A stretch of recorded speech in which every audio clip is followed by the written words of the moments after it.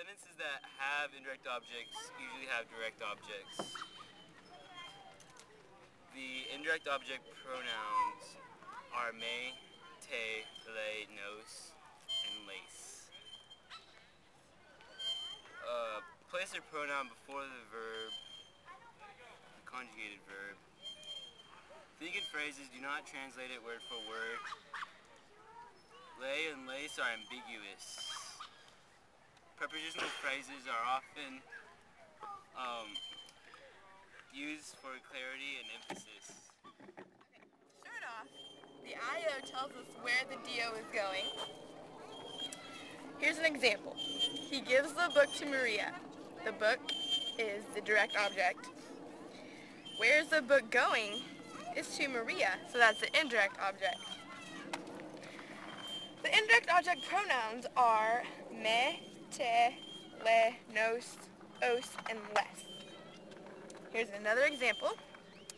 Juan me compra un regalo. Juan buys me a gift. Me is the indirect object pronoun used in the sentence.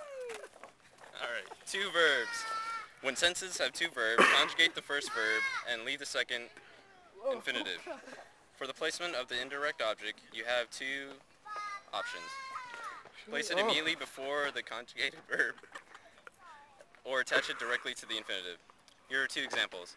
Me necesitas dar un regalo, or necesitas darme un regalo. You need to buy me a gift. Lay and lace are ambiguous. Lay is to him or her or to you formal.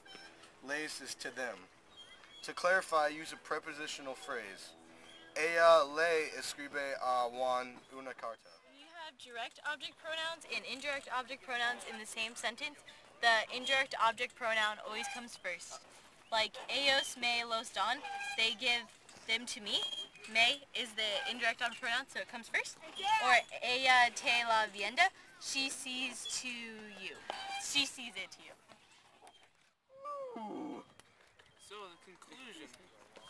Here we go. The indirect object tells us where the direct object is going.